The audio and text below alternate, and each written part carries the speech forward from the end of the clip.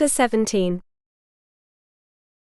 The power to choose what is inherited. Nathaniel left therapy with his body at war with itself. His shoulder burned like an unresolved memory, a constant sharp ache reminding him he wasn't whole yet. The pain was fierce but clear.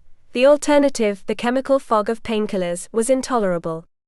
He'd rather feel every beat of that damage than lose his clarity. Honor, he thought without naming it, was also a form of lucidity. He was about to undress under the bathroom light when the phone rang. He recognized the number and answered curtly, as if bad mood were a legitimate armor. "What do you want?" Agnes wasted no time provoking him, and he replied with automatic irony, a verbal jewel hiding exhaustion. But his tone shifted when she said Elspeth's name. Something tightened in his chest without asking permission. Nathaniel listened silently as Agnes recounted the facts, the explosion, the attempted hit and run, the growing certainty that this wasn't chance. "Someone wants to kill her," she said. The words landed with an ancient weight. Nathaniel closed his eyes. He thought he should hang up, that it wasn't his business. Elspeth had left without looking back. Their night had been one without promises, as they had both decided. An adult choice, superficial, clean. That should have been enough.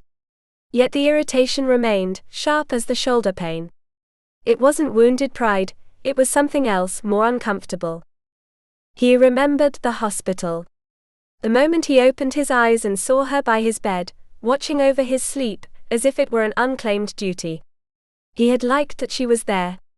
That memory needed no permission or explanation. It simply existed. "What do you want me to do?" he finally asked, already knowing the answer. Agnes didn't mention police or official calls. She asked for presence. For him to go. To see with his own eyes. Nathaniel thought about the strange symmetry of things. She had been there when he fell, now it was his turn to move. Not out of desire or guilt, but because of something older, a loyalty that needed no name. When Agnes threatened to go herself, Nathaniel gave in. "All right. I'll go." He hung up and stayed still for a few seconds, breathing deeply. The pain was still there, steady. So was the decision. "Tomorrow," he said. Not because he thought it would change anything between them, that, he told himself, was already decided, but because some presences aren't chosen, they're honored. Chapter 18.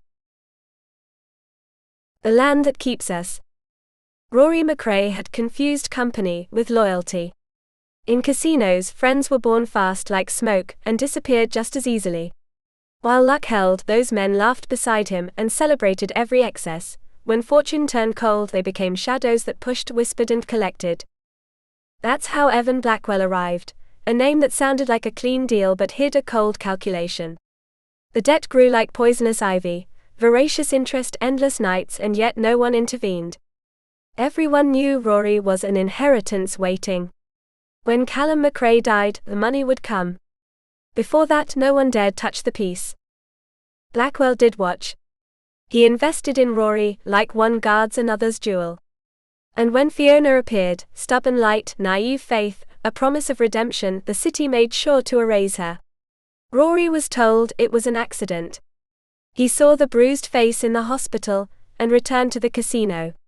When she left, he allowed himself the guilty relief of forgetting. Forgetting was his specialty. By May, the figure was already a sentence. 750,000.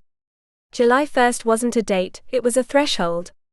Blackwell stopped smiling. He invited Rory to dinner, poured expensive wine, and spoke with the calm of one reciting ancient laws. The body as guarantee. Time as a knife. Rory listened and felt the years fall on him, 34 on paper, 60 on his skin. His hands trembled, nicotine stained his fingers like a signature. "I can't pay now," he said. "When my uncle dies." Blackwell didn't raise his voice. He reminded him that death doesn't obey calendars. That credit had run out. That after the deadline, the loss would be irreversible. Rory understood then with cruel clarity that this wasn't a threat but a foretold ritual. Honor in that world was measured by keeping promises. Panic broke him. He fled to the hallway, vomited, and heard the laughter behind him like a soulless echo. He nodded when they demanded the final promise. He cried as he said it. 2 hours later, in a taxi to the airport, he kept his mind awake by sheer survival. Ilara Heights awaited him. Callum too. Rory would travel to face the old man's clock and calculate, without naming it, how much a life was worth when the legacy was already decided. Chapter 19. Self-compassion. When self-pity ran out, Elspeth understood it was time to take control of the chaos. The trip to Northbridge had given her perspective, the distraction had been a mirage, and convalescence a threshold. Returning home, she decided there would be no more shadows between them. She gathered her sisters, and laid the bills on the table like someone placing down an ancient truth. Helena looked at the numbers with clear astonishment. Cecily, in painful denial, defended their mother's memory as if holding up the roof. Elspeth clenched her teeth. Love was not sanctification. Helena, mediator by nature, closed the wound with a fair phrase, accept what was in order to move forward. Cecily gave in. She remembered there had never been a lack of bread or education. The agreement was a shared silence. The plan emerged, with the starkness of inevitability. Cecily accepted the sacrifice with a strength she didn't know she had. University could wait, the house could not. Helena, on scholarship, would continue her path. Elspeth and Cecily would work. Elspeth proposed the unthinkable, leave the house. Her inner voice stood firm, the home had already fulfilled its cycle. Helena added the bare truth, the bank would not wait. Cecily, trembling, threw out a clumsy but brave idea, renting rooms, and it was met with laughter and care. Elspeth defended her, proposing is also resisting. Elspeth organized the plan with precision, cover the first semester, negotiate with department stores, rent a car, stretch time before the deadline. No one would take the company from her. If necessary, there would be tenants. She even joked, a flash to lighten the weight, and the table breathed. Then the doorbell rang, as if fate had heard the word. Cecily ran to open it, laughing. Elspeth exchanged a look with Helena. Julian? No. Europe was far away. From the hallway came the revelation, the first tenant had arrived. Nathaniel Knox crossed the kitchen with impeccable courtesy. Elspeth sat down abruptly, her heart demanded calm. Helena shook his hand and held a polite conversation. Nathaniel responded with restraint, avoiding Elspeth as if respecting an invisible boundary. She watched him and told herself inwardly, untouchable, one night doesn't forge a destiny. Still the memory burned, not as guilt but as proof she was alive. Cecily stayed captivated. Helena, sharper, alternated looks and laughter, reading a subtext Elspeth prayed would remain hidden. In the kitchen, among bills and promises, past and future met without touching. And Elspeth knew the real challenge wasn't saving the house or the business, but holding steady when the legacy, both family and her own, knocked at the door with name and face. Chapter 20. Memorable. Cecily spoke animatedly, and Nathaniel smiled with that crooked half-moon smile that disarmed without asking permission. Elspeth watched him a second too long, aware that smile wasn't hers to claim, and yet it pierced her. She forced herself to move. What are you doing here, Nathaniel? When he looked at her, the lightness vanished. There was a sharp distance in his eyes, a shadow of reproach that Elspeth didn't or wouldn't name. Cecily frowned, surprised by the tone. Elspeth circled the table and offered her hand, clutching a learned courtesy like armor. The southern accent thickened uncontrollably, nerves always gave her away. Nathaniel lowered his gaze and didn't take the gesture.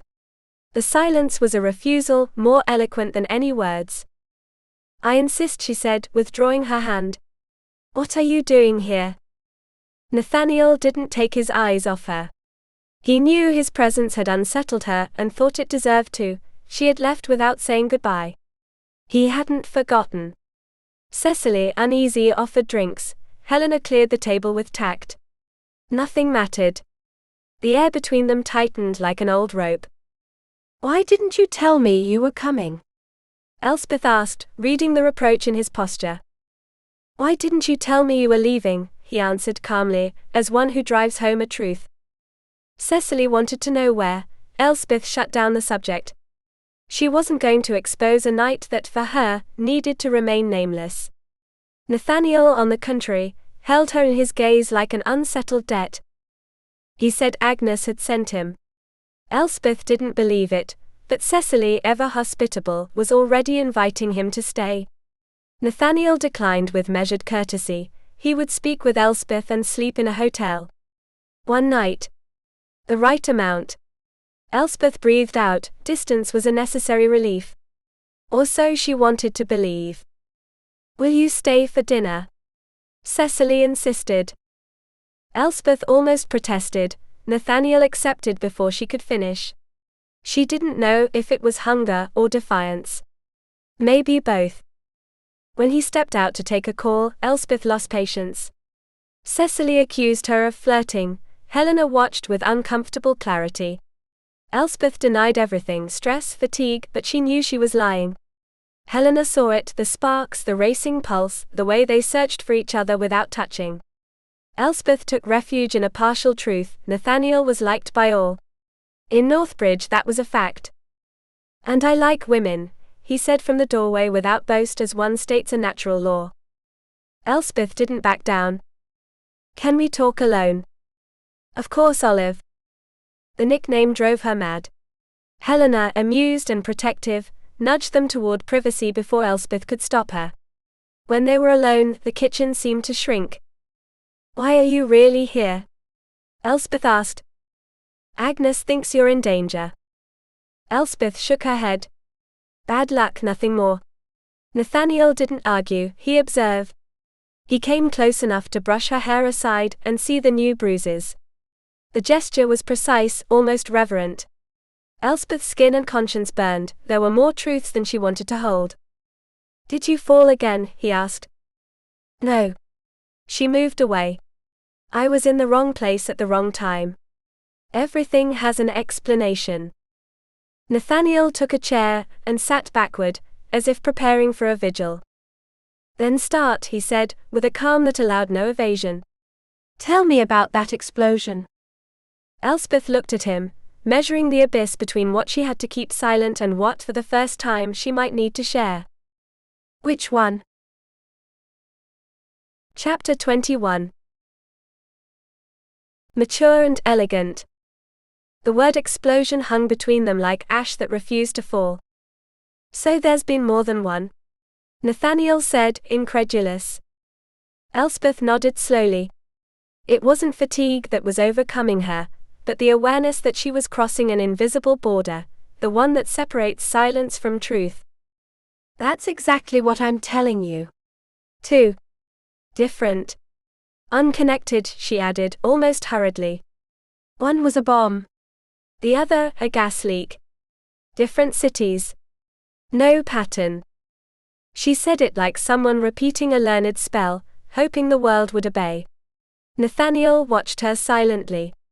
He knew that when Elspeth listed facts so neatly, it was because she was hiding the tremor that followed. "Start from the beginning." She growled, a low, ancient sound, unfit for someone who believed herself safe. "Everything. Everything." Nathaniel's jaw tightened with that inherited resolve that didn't allow shortcuts.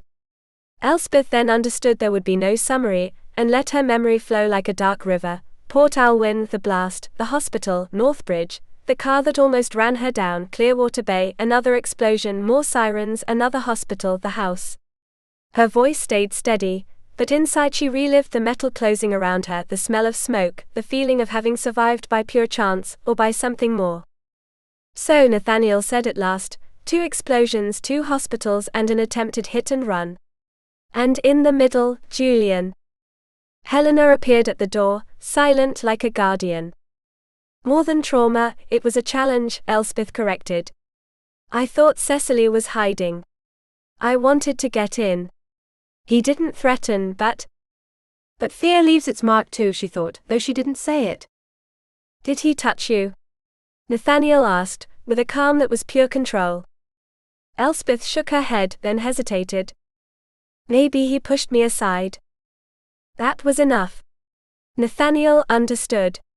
His world always arranged itself around clear lines, crossed or not. That's reason to call the police. For what? She replied. You can't arrest someone for being broken. Cecily spoke up from the kitchen, with a guilt she hadn't yet named. She had been the one to ask for silence, believing compassion would be enough. Nathaniel listened, took note, filed names and gestures. He didn't judge, but he didn't forget either. When Elspeth sat on the sofa, Nathaniel did too close. The slightest touch was enough for her to pull away. She wasn't ready for that closeness. It reminded her too much that she wasn't alone, and that disarmed her. Let's go over it again, he insisted. I haven't forgotten anything, she said. Go back to Northbridge. Tell Agnes to stop worrying. She thinks you're in danger. And you came to save me. Elspeth raised a sharp finger.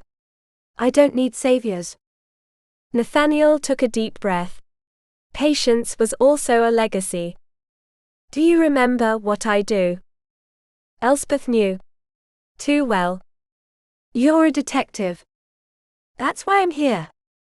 They talked about the attack, the device, what Elspeth didn't ask, and what the police didn't say. Nathaniel listened beyond the words. He didn't believe in luck. Never had. Maybe once. Twice no. You were inside the car, she said. They had to get me out with tools. Like opening a can. She didn't add that she'd thought of a steel coffin. No need. Nathaniel saw it in her eyes. You were lucky. Elspeth shrugged. Luck didn't explain why she was still breathing, he thought. Silence grew heavy between them, full of unspoken things. Nathaniel felt the urge to hug her, but understood it wasn't time yet. Elspeth, for her part, hated how much his presence unsettled her, and how much it comforted her. The detective's card appeared under a ridiculous magnet on the fridge. And with it the news, Harrow was on his way. I'd rather not talk about explosions during dinner, Elspeth requested. If they think there's a problem, they won't leave.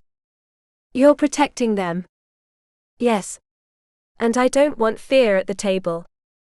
Nathaniel smiled. Is that in the Southern Etiquette Manual?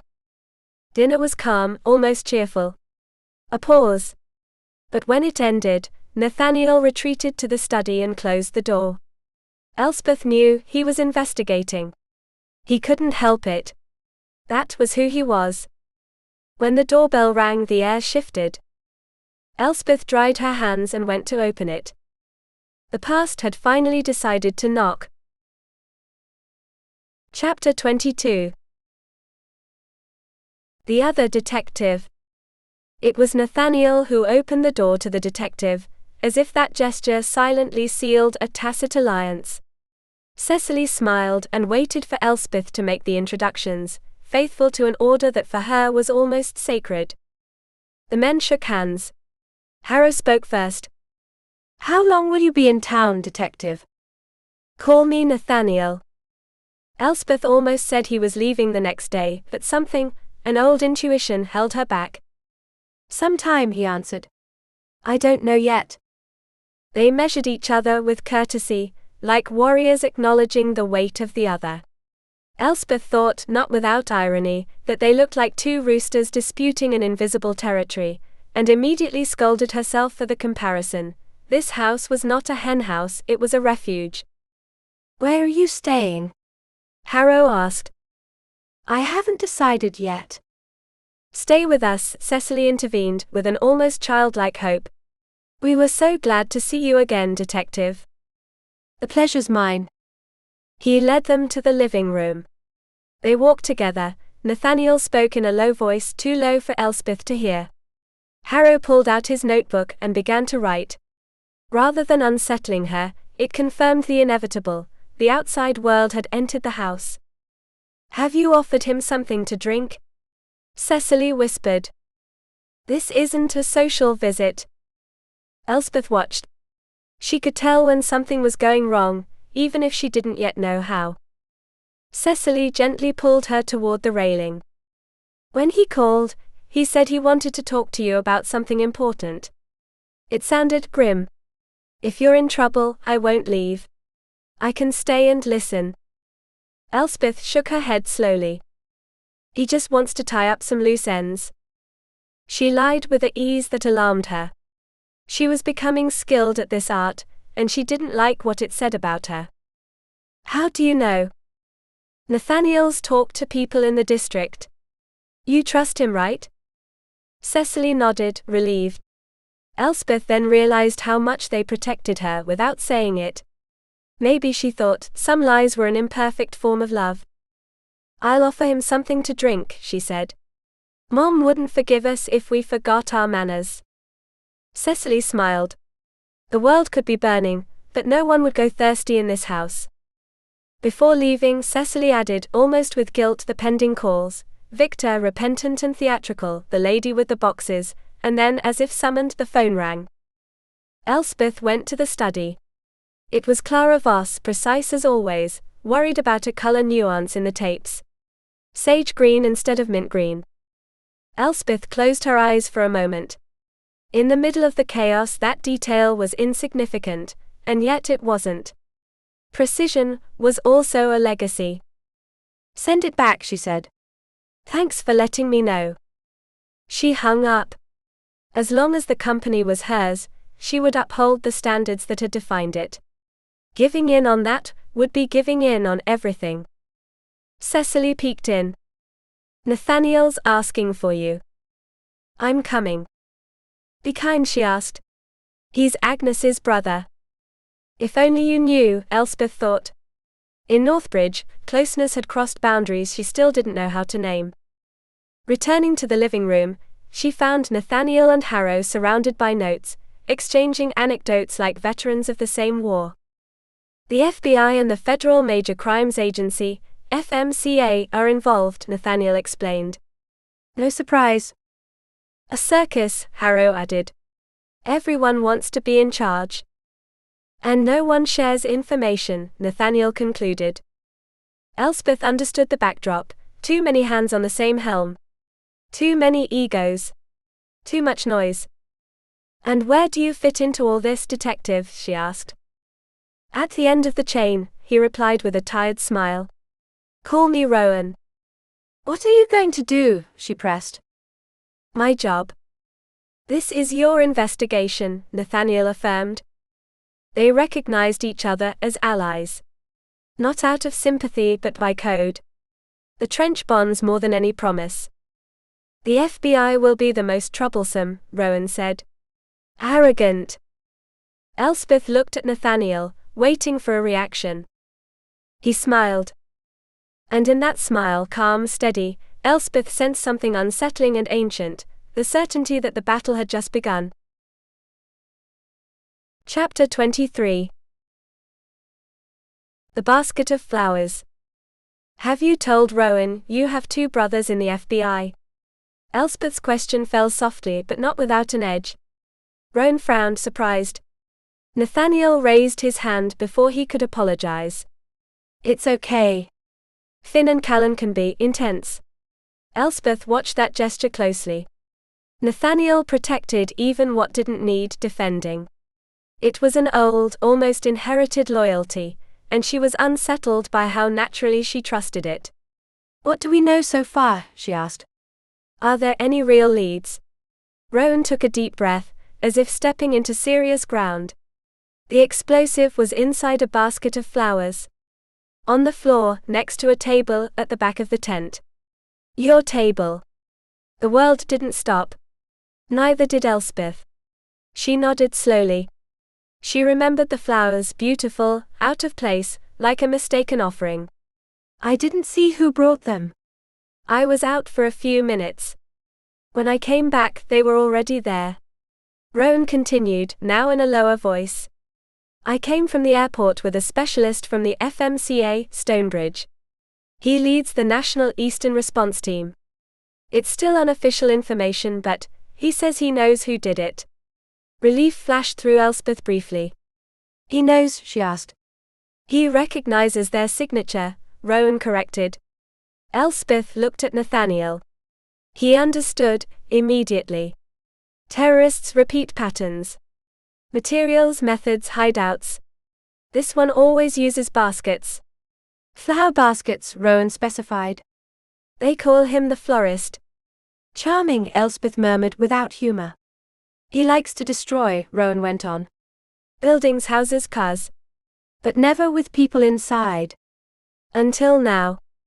Until now, Nathaniel repeated, with a calm that deceived no one. Rowan nodded. A local firefighter recognized the pattern and called Port Alwyn. That's how I knew you were in the warehouse. The problem is the gas wasn't enough to cause that explosion. There was something else. Elspeth understood before he finished. Another bomb? Yes. And you are the only connection between both incidents. The silence grew dense, almost ceremonial. Elspeth felt something shift inside her, scattered memories, unheard intuitions, an ancient sense of having been chosen without asking. Rowan looked her straight in the eyes. So the question isn't how it happened, he said, but who wants to kill you? Nathaniel said nothing. But in his stillness was a silent promise, he wouldn't let that question go unanswered.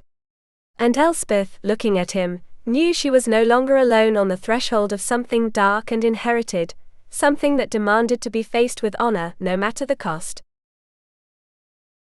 Chapter 24. Does not dramatize.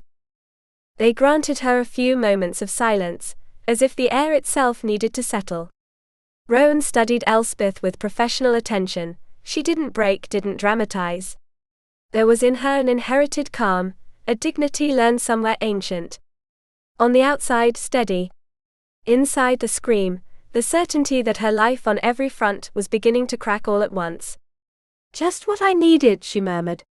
Nathaniel smiled faintly, a dry protective gesture. There's never a good time to blow up. Elspeth realized the absurdity and let the phrase fade. She was grateful without admitting it, for that tense lightness. Nathaniel knew when to hold her without touching. Rowan resumed, his voice grave. We're at the beginning. Leads can branch off in 100 directions, but we have to assume you're the target. We'll act accordingly. What does that mean? Elspeth asked, though part of her already knew. Rowan glanced at Nathaniel. As long as it takes, he answered before anyone could ask. He said it naturally, as if it were an old debt. I'll need a gun, he added. Rowan nodded. He would talk to the police chief. Warnings, obstacles, men who wouldn't be easily impressed. Nathaniel accepted that burden without blinking. It was his world. Elspeth brought her hand to the back of the armchair. Everything was moving too fast. This is madness. Rowan turned to her. Would anyone gain from your death? A partner, an enemy? I have no partners. My sisters would be the only beneficiaries of my insurance, and that's almost symbolic. She hesitated a second. Julian Fairborn might hate me enough. Rowan nodded. Nathaniel had already mentioned it. Elspeth shook her head, as if she could erase the suspicion. I've been away almost a year. There's no time to make enemies. Pain stabbed her back, she was tense, alert. Nathaniel, meanwhile, seemed comfortably anchored, as if he'd always accepted that chaos was part of the job. Who owns the warehouse, he asked. A company. I don't have names yet, Rowan replied. How did you find it? Elspeth explained the call, the agent, the coincidence. Nathaniel listened, and in his silence was calculation. Victor Bellamy suggested they call me, she added.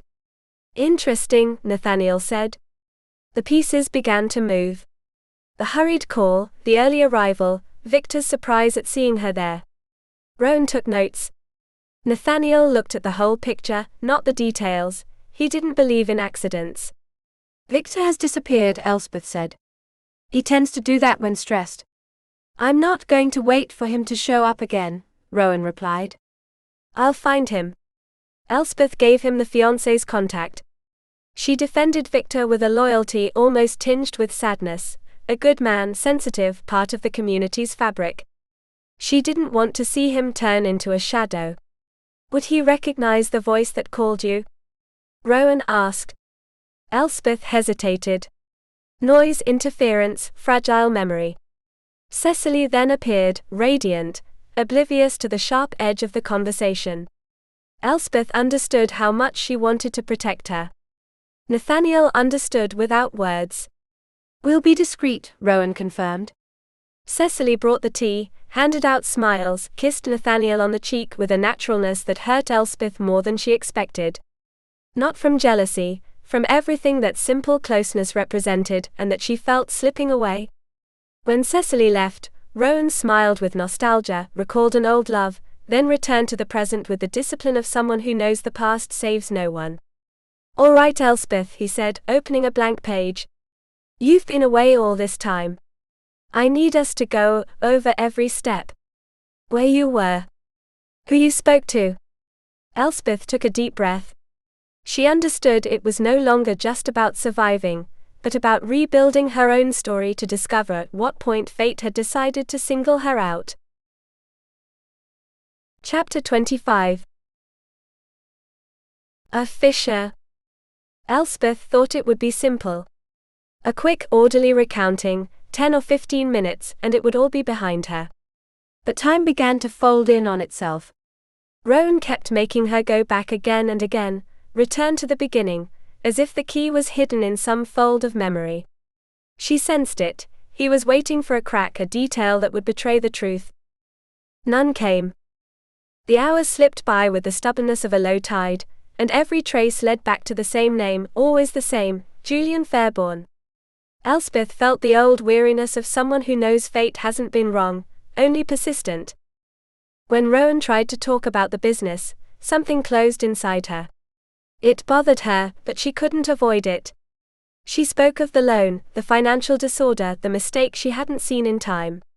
As she spoke, she realized she wasn't just explaining numbers, she was stripping bare a misunderstood inheritance. You don't seem very affected, Nathaniel observed. Elspeth looked up. She thought of her mother, of how little she had looked back. At first I was, she finally said. I didn't know to what extent she carried everything. I was unfair. She paused for a second. I think she never understood that by using her assets as collateral, she was also putting at risk the only thing I had built. Nathaniel watched her with calm attentiveness, as if measuring not the words but the weight they left behind. What are you going to do? Elspeth had answers, several, but none she wanted to say aloud. Some decisions belong to the lineage, not to conversation. I'll make changes. I'll fix it. I have 3 weeks. That'll be enough. Rowan closed his notebook shortly after. He thanked her for her cooperation with the courtesy of someone who knows the war has barely begun. The detectives moved away, speaking softly. Elspeth watched them from the threshold until Nathaniel returned with the travel bag. Where do I sleep? He asked, already inside. Alone. There was no reproach in the answer, only a boundary. Nathaniel dropped the bag and took her hand. The gesture was simple, ancient.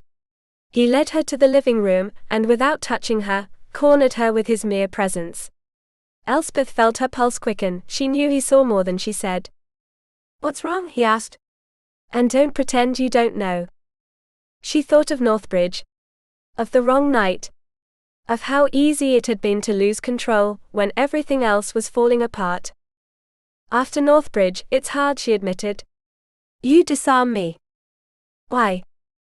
Because you're here, she thought. Because you shouldn't be. That night. I made the first move, she said finally. I shouldn't have. He raised an eyebrow, incredulous. You seduced me. Yes. Elspeth held his gaze. She felt his warmth, the immediate temptation, and forced herself not to give in. Not again. I was broken, she continued. I was scared. You were there. Nathaniel listened, no longer smiling. Something had hardened in him, not pride but clarity. What if it had been someone else? No, she denied. It wouldn't have been the same. That didn't comfort him. So you chose me, he said. And now you want it to mean nothing. Elspeth pressed her lips together. She knew there was no honorable way to come out unscathed. I wanted to come home as if nothing had happened. He stepped back, laughed briefly, almost with relief. Tuna, he said, you're a dream come true. Elspeth didn't smile. She understood, with a melancholic clarity, that some decisions awaken forces that don't know how to retreat. That there are bonds which, once summoned, claim their place just as old loyalties do, without noise, without permission, with the authority of the ancestral. Chapter 26. The letter. The letter arrived at 10, carried by a messenger who seemed out of place at that hour. The doorbell echoed through the house like a warning. Everyone heard it, though each was in a different spot, busy with tasks that feigned normality. Cecily was packing upstairs. Helena folded clothes in the kitchen. Elspeth, surrounded by papers, searched through numbers and contracts for the trail of a loan slipping through her fingers like sand. Nathaniel moved silently through the house, testing locks, measuring windows, listening to what was left unsaid. I'll go, Cecily announced from above. No, Nathaniel replied, already appearing. Not you. He went out and closed the door behind him. Cecily looked through the side window, curiosity tense, knowing something was approaching. A man with an envelope, she said. Nathaniel is asking for ID. Elspeth felt a slight knot. It was late. Nothing good ever comes like this, she thought. When the messenger came inside, he asked for a signature. The envelope bore a single word, urgent. The sender, a law firm. Elspeth had to hold back the urge to curse. Who's it from? Cecily asked. Whitlock and Farlane. The arms factory. The law firm. Cecily, uneasy, moved the envelope aside so Nathaniel wouldn't see, and took it to the kitchen. Let Helena open it. Elspeth didn't follow. If there were more bad news, she didn't want to be the one to say it. She returned to the papers, to the futile search for the lost contract, when Helena came back, face flushed. Elspeth, you have to read this. Cecily followed behind. It's not about the loan, right? No. It's from a lawyer in Ilara Heights. Represents Callum Malcolm MacRae. The name fell in the room, like an artifact dug from the earth. Old. Strange. Familiar, without being known. Who is he? Cecily asked. Elspeth hesitated. Maybe a grandfather. An uncle. A forgotten cousin. Blood that had never claimed its place. The letter demanded her presence in Ilara Heights. Urgently. I'm not going, Elspeth said. She said it without raising her voice, but with the firmness of someone who has learned to protect herself. She didn't want to know anything about that branch that had rejected her father when he chose to love. The silence of funerals still weighed too heavily. But someone has to go, Cecily insisted. And it should be you. The argument rose like a chaotic tide. Nathaniel appeared in the doorway, watching them all talk at once. Domestic chaos. Familiar. He leaned against the doorframe, crossed his arms. First he would listen. Then the reprimand would come, too many open doors, too much trust. An invisible sign seemed to hang in the garden, victims inside. Helena was the first to surrender to fatigue. I can't go. I have to return. There's no time. That left an empty space, pointing at Elspeth. You're the only one, Cecily said. I won't go. Elspeth's stubbornness wasn't whimsy, it was memory. Nathaniel sensed it, though he still didn't understand why. Go where? He finally asked. Cecily explained the letter, the broken story, the absent family. Nathaniel listened carefully, and when she finished he spoke calmly. If she doesn't want to go, she won't go. Elspeth silently appreciated that unexpected support. But Cecily played the last card, the oldest of all. Maybe that man wants to give us something from Dad. Something we never knew. If you don't go, maybe we'll never know why he called us. Elspeth resisted, until Helena spoke of invisible inheritances, illnesses, medical histories, silences that also pass down. She sighed. Not from conviction but from exhaustion. Fine. I'll go. Helena stood, satisfied. Perfect. I'm going to sleep. Not yet, Nathaniel said. No one moved. Now it was his turn. He had much to say about safety, about recklessness, about open doors in a world that had already proven not to be kind. Did you want something? Elspeth asked. Yes, he answered. Suit up. And he did, with the severity of someone who protects not by order but by loyalty. Because some houses don't just hold people, but stories that haven't finished knocking at the door. Chapter 27. It is not coincidental. Nathaniel called Rowan once the house finally fell silent. He spoke about Ilara Heights, about Elspeth's sudden decision, and how it would be best to get her out of Clearwater Bay, even if just for a couple of days. As he talked, he knew it wasn't just strategy. Distancing her was a way to protect her, even if he didn't know from what exactly.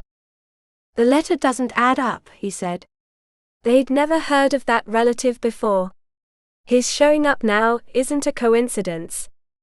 Rowan agreed.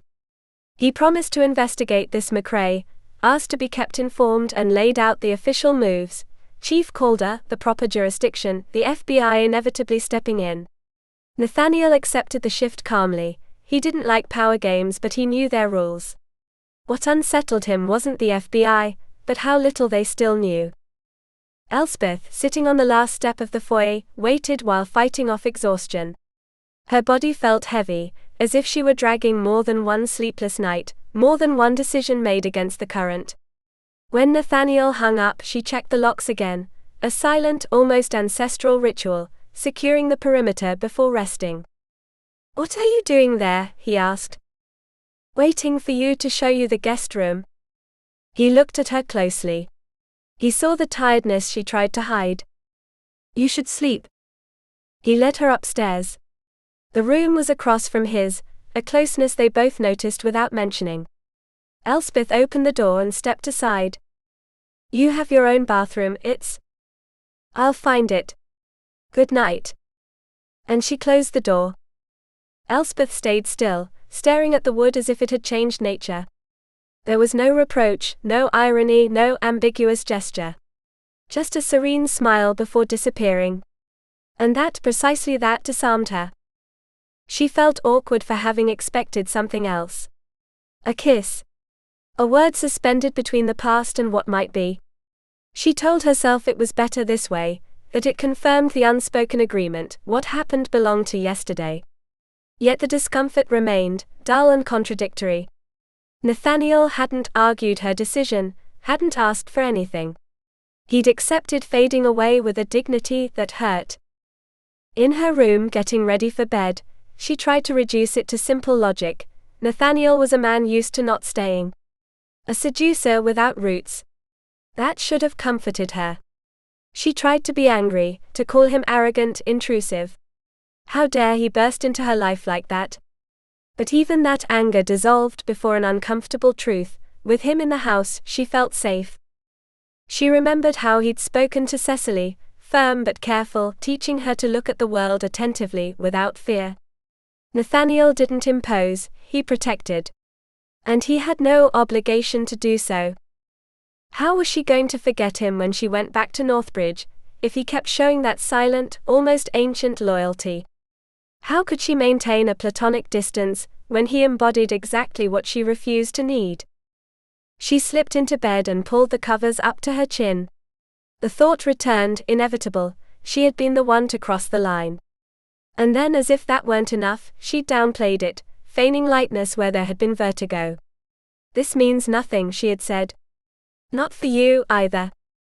And he had answered with a phrase impossible to erase. A dream come true. Elspeth closed her eyes, caught between irony and melancholy. Fantastic, she murmured into the darkness. A dream. Exactly that. Chapter 28. A relief. Dawn did not arrive with the promised punctuality. By 7, everything was ready except Helena, and when the car finally started moving, the clock had already lost nearly an hour. Elspeth stood by the road, seeing her sisters off with a calm she struggled to maintain. She knew she was lying a little when she told them everything would be fine, but also that calm, like honor, sometimes had to be faked to avoid breaking. I don't like leaving with all this money chaos, Helena confessed. Elspeth met her gaze firmly. She would fix it. She had to. Not just for them, but for what their family name still owed to the living and the dead. Cecily demanded clear promises, no silences. Elspeth nodded. She wouldn't hide anything, even if the price was high. When Helena said it was a relief Nathaniel was there, Elspeth said nothing. Nathaniel, seated on the porch, waited with contained impatience. When he looked up and saw the three sisters before him, something ancient and almost reverent passed through him. They were different yet shared an invisible root. Cecily bright and open, Helena serene and conciliatory, and Elspeth. Elspeth was something else. She didn't seek to please or give in. She resisted. And in that resistance was a vulnerability that disarmed him. Elspeth MacRae neither adopted a defensive nor a defiant stance. She stood upright and steady, her feet firmly planted on the ground.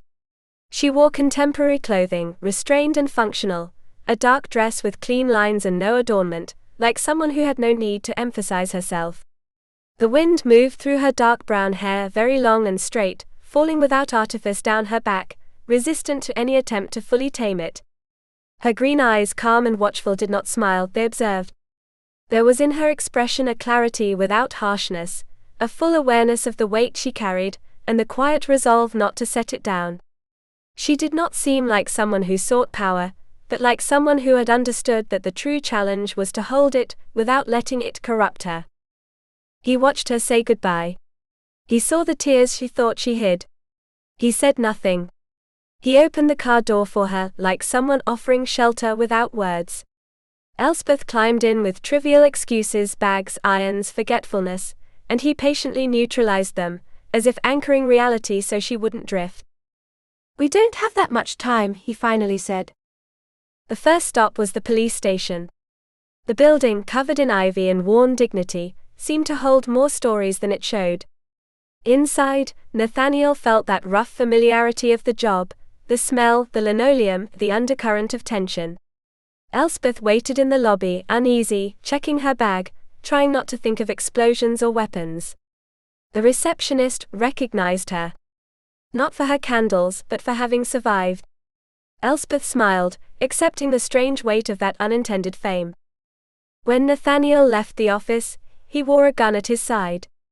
Elspeth saw it, and a shadow crossed her chest. She knew he was competent, even honorable, but the metal called to mind hospitals, white beds, the fragility of what one loves. Still, she kept her composure. I'm in good hands, she told herself, as if repeating it was a spell. Back on the road, the town fell behind. Nathaniel seemed to relax in the silence, the absence of aggressive urgency. Elspeth adjusted the air and tried to breathe deeply. They spoke of Chief Calder, strict parents, affections expressed through demands. Elspeth remembered Judge Knox in the hospital, devastated by fear. She understood then that hardness doesn't always exclude love. I hate hospitals, she murmured, unaware.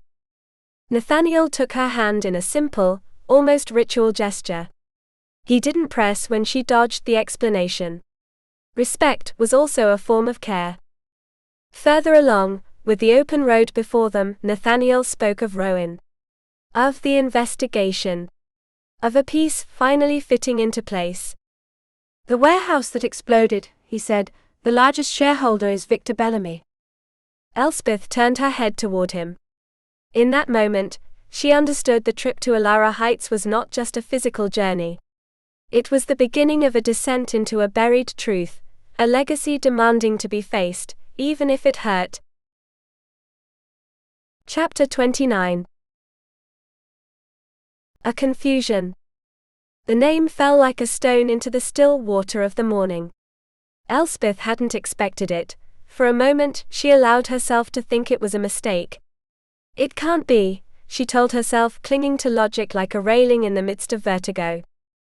Victor, she repeated aloud, searching Nathaniel's face for a crack. There must be some confusion. He shook his head with a calm that offered no refuge. It wasn't Rowan's invention. And that certainty opened a void. Why had Victor stayed silent? Why a hidden warehouse, a silenced property? Elspeth felt trust, the invisible mortar of affection, crack silently. She thought of Isolde, of her work, of what was obvious. She had to know. Nathaniel confirmed the inevitable. Victor had probably asked her to keep quiet. The explanation brought no comfort. Nothing fit. Elspeth struggled between reason and loyalty, between what she knew of the man and what the facts were beginning to demand she admit. It doesn't make sense, she said, more to herself than to him. He doesn't need money. And he would never want to hurt me. Nathaniel didn't argue her faith, but held it with an uncomfortable truth: even good men keep secrets. Elspeth looked away. She wasn't ready to look there. Then came the second blow, deeper, older. Callum Malcolm MacRae was your great-uncle, Nathaniel said. He died last night. The news didn't bring immediate pain, but a strange, almost childish disappointment. The letter, the summons, that small hope for answers, all vanished. There would be no conversation, no settling of accounts, no voice from the past willing to explain. Only a will. Then there's nothing to do there, Elspeth replied, hardening her tone. I don't want inheritances. Nor objects. Nor late excuses. She asked to turn around, and the exit slipped past like a blurry memory. She insisted. She wasn't interested in unknown cousins or branches of a tree that had always excluded her. They didn't want us then, she thought, they don't need us now. Nathaniel listened, without interrupting. When he spoke, it was with precision, as if placing a final piece on the table. The lawyer has photographs of your father. And some of his things. Elspeth didn't answer immediately. Something made its way through her chest, slow and final. It wasn't greed or curiosity, it was memory. It was the chance to touch, even if late, what silence had taken from her. She nodded, almost imperceptibly. All right, she said at last. Now I'm interested. And as the car continued toward Alara Heights, Elspeth knew she was no longer just traveling to a legal formality, but toward a past that for the first time seemed willing to face her. Chapter 30. The Will. Rory arrived at the reading of the will, armed like someone heading into a battle he couldn't name. The pistol, hidden and loaded, was less a threat than a clumsy talisman against the chaos pounding in his temples. He had celebrated his uncle's death with alcohol and euphoria, and now he moved forward under the humid heat, sweaty, nauseous, aware that his exhausted body was the price of his own ruin. I've made it this far alone, he thought, with cruel clarity. The law firm received him with marble, cold air, and a discreet, almost elegant alarm that betrayed his weapon like an ancient sin. The guards demanded the pistol. Rory obeyed, humiliated, muttering his new status multimillionaire as if it were a noble title meant to open doors. No one reacted. He realized money hadn't spoken yet. The office smelled of old power, of a lockdown inheritance. He ordered bourbon, no ice, the whole bottle, as if already toasting what wasn't yet his. Then Ethan appeared. Rory barely recognized him. Illness clung to his brother like a penitential habit, yellowed eyes, defeated skin, a body wasting away without asking permission. The legacy is inherited this way too, Rory thought, with a shudder he refused to name. They spoke, with the caution of those who know each other too well. Ethan defended himself with cynicism, alcohol, and a half-truth about his broken marriage. Rory listened, without interrupting. It wasn't compassion he felt but an uncomfortable mix of superiority and fear. It could be me. Then Henry came in, vital, muscular, frozen in a youth refusing to die. His presence immediately tensed the air. Barbs flew automatically, ancient and sharp. Brothers united by blood, separated by everything else. Rory watched them like he was looking into a shattered mirror. Ethan, worn down; Henry, aimless strength; himself, bare ambition. Eleanor burst in like a porcelain queen, impeccable, sharp. Her sarcasm was a weapon as precise as the Glock 19 Rory no longer had. Henry hated her, she made no effort to hide it. Ethan, on the other hand, looked at her with tired tenderness, almost gratitude. Marriage as a truce, Rory thought. When Theodore Whitlock arrived, the chaos receded. The lawyer didn't raise his voice, he didn't need to. His presence imposed an ancient, almost ritual order. He greeted each one, and Rory felt, with a chill he hadn't expected, that they weren't there to receive money but to be judged by something greater. They entered the inner office, the sanctum sanctorum. Cameras, screens, documents arranged like relics. Rory tried to joke, but the lawyer's response was serious, measured. "We're not all here yet." The phrase fell like a prophecy. Rory then understood that this inheritance was not just millions of dollars, but an open door to a past none of them wanted to face. And whether they liked it or not, the MacRae name was about to demand its price. Chapter 31. Ilara Heights. Nathaniel made sure he wasn't being followed, and as they neared Ilara Heights, he left the highway like someone avoiding the obvious to take the necessary path. He took side streets, got lost without admitting it, and Knox would never admit it, while Elspeth spoke of the town with a gentle devotion, almost ritualistic.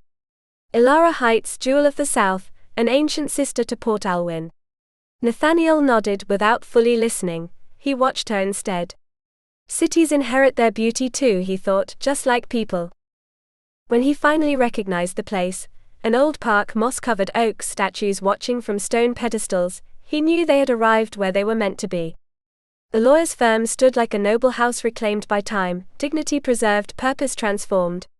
He parked with almost miraculous precision.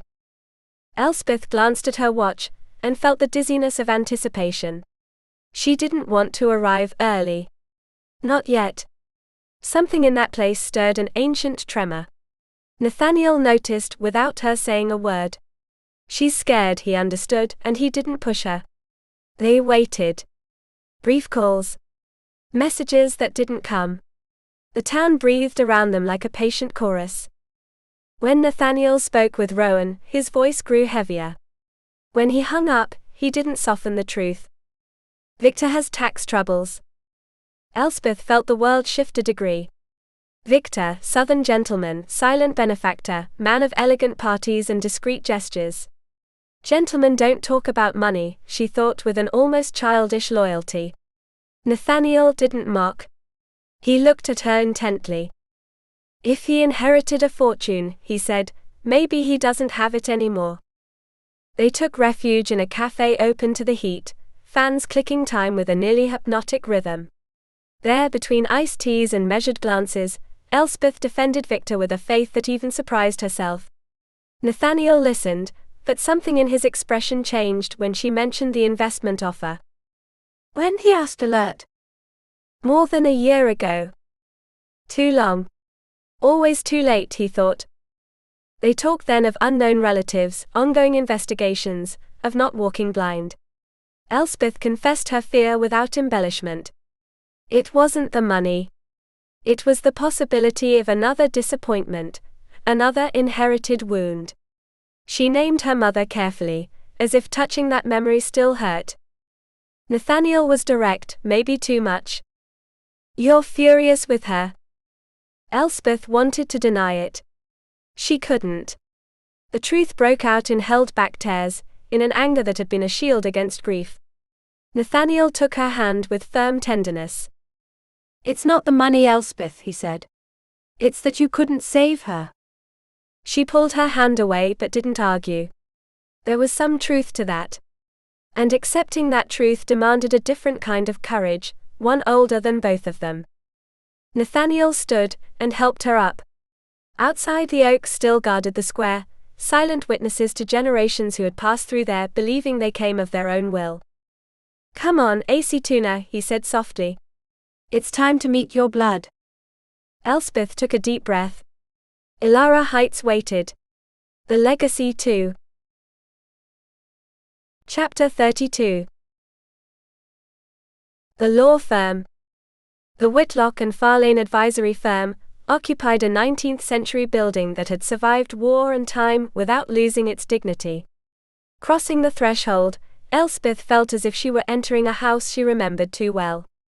The mosaic floor, the solemn staircase, the Doric columns supporting the open gallery, everything spoke of permanence, of an ancient order that asked for no permission. Nathaniel went ahead first.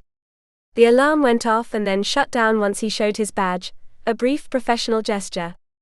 Elspeth stayed by his side, aware that the space didn't recognize her yet, though the receptionist did. "Good afternoon, Miss MacRae. Mr. Whitlock will be down shortly. He's eager to meet you." Eager for what? Elspeth wondered. The lawyer appeared almost immediately, descending the steps with a polished, cordial smile, too perfect to be innocent. Theodore Sawley Whitlock, elegant, refined, a man who knew how to wrap truths in velvet. "Truly a pleasure," he said, and Elspeth decided to believe him only halfway. She asked for a few minutes to freshen up. Nathaniel nodded with a "good idea" that sounded ambiguous to her. At the powder room, facing the mirror, Elspeth fixed more than her appearance. Photos of Dad, she reminded herself. That matters. That's enough. She straightened her shoulders and returned to the lobby with a fragile but real determination. Nathaniel and Theodore spoke in low voices. When she approached, Nathaniel glanced at her for barely a second and seemed to warn her. "I don't think you'll like your cousins." Elspeth held on to her optimism, like someone protecting a flame in the wind. "I'm strong," she said, more to convince herself than to answer him. The hallway responded, with an obscenity thrown into the air. The sound was enough to break something inside her. "This is a mistake," she thought, gripping Nathaniel's arm. He didn't let go. "They represent no one but themselves," he whispered. "And you owe them nothing." Before entering, Nathaniel gave her an absurd joke about the lawyer's initials. Elspeth laughed, surprised. That moment of lightness was her last defense. The office was a minefield. Hostility, alcohol, looks heavy with contempt. The MacRae brothers examined her, as if she were an intruder. Henry was the first to attack, Rory followed. Ethan watched with bitter weariness. Only Eleanor, too serene for that place, kept her composure. "I present to you your cousin Elspeth MacRae," Theodore announced. The denial was immediate, brutal. "We have no cousins." Elspeth advanced anyway. She was not going to back down. When the video started, silence took over by force. Callum Malcolm MacRae's voice filled the room like a spoken testament from the grave. Elspeth listened to the family story with fascination that soon turned to outrage. Her mother was reduced to disdain. Her sisters investigated as if they were merchandise. And she praised in a way that chilled her. "Does this man think he honors me by humiliating my own?" The vulgar laughter of the brothers, the alcohol flowing unchecked, the insults thrown like knives, all composed an obscene scene. Elspeth felt nauseous. How could she explain this to Helena and Cecily? There were no noble words to describe the unspeakable. Nathaniel leaned toward her, his arm forming a protective boundary. "Do you want to leave?" "Yes." "No. I need to know." She needed the answers, the photos, the reason behind that call. "I have to see this," she whispered. The video continued. And Elspeth realized she hadn't yet hit rock bottom. A legacy doesn't always come as a gift. Sometimes it comes as a test, to decide which part of the blood is honored, and which is broken forever. Chapter 33. Inheritance, memory, and choice. Elspeth thought she had already exhausted the world's capacity to surprise her. She was wrong. Callum's voice, filtered through the screen, fell like a ceremonial blow. 60 million. His name, pronounced with the solemnity of an ancient decree. The air left the room, Elspeth's body followed. She tried to stand, but the truth pushed her back into the chair. The disc slipped from her lap, and the noise it made as it hit the floor was the last thing she clearly heard. After that, only nausea. And inner silence. A beggar, he had said about her mother. The word burned her more than the figure. She shook her head once, twice. No. This couldn't be real. The pack awoke. The brothers lunged at her with shouts, accusations, spit and rage. Elspeth didn't measure the danger, Nathaniel did. He rose in front of her like a discreet and firm wall, his presence saying without words, they shall not pass. Henry was the quickest to lose control. He advanced with blind violence, demanding explanations that didn't exist. Nathaniel responded calmly, with that calm that doesn't back down. When Henry insisted, he received a brief surgical lesson. Honor doesn't need a show. The bully ended up sitting, humiliated by his own fury. Chaos spread. Threats, demands, insults. Theodore watched with barely concealed satisfaction. Eleanor, however, stayed apart, measuring the disaster with uncomfortable clarity. Amid the uproar, Elspeth stopped hearing. 60 million echoed like a distant, almost abstract sound. She could save the company. Cecily. The house. The temptation unfolded like a prayer answered. And yet something older, deeper, stood up inside her. She stood. I don't want it. The silence was immediate, reverential. Elspeth held the lawyer's gaze. She didn't tremble. I won't be bought, she told herself. Not with money, nor with contempt. Theodore tried to offer time, papers, reasons. The brothers demanded speed, resignation, victory. Elspeth listened as if hearing rain behind a wall. I won't accept anything from that man. Nathaniel watched her with a mix of alertness and admiration. This was not an escape, it was a choice. She asked for only one thing. Photos of her father. When the envelope came into her hands, the weight was different. That, yes, was a legacy. They left together. In the lobby, Elspeth tried to explain the inexplicable to herself, even smiled. Until she remembered the disc. She returned alone. Laughter reached her before the door. They were toasting. Celebrating. Someone had insulted her mother again. It took just a moment. The exact time to decide who she wanted to be. She entered without asking permission. Took the disc. Then the folder. I've changed my mind, she said calmly. I'm going to need it. Now the silence was fear.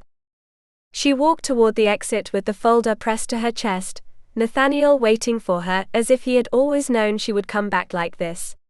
Before closing the door, she barely turned. Continue, please. One of you just called my mother a whore. The door closed. And for the first time since it all began, Elspeth felt that the legacy, that ancient and ambiguous weight, no longer crushed her. It belonged to her.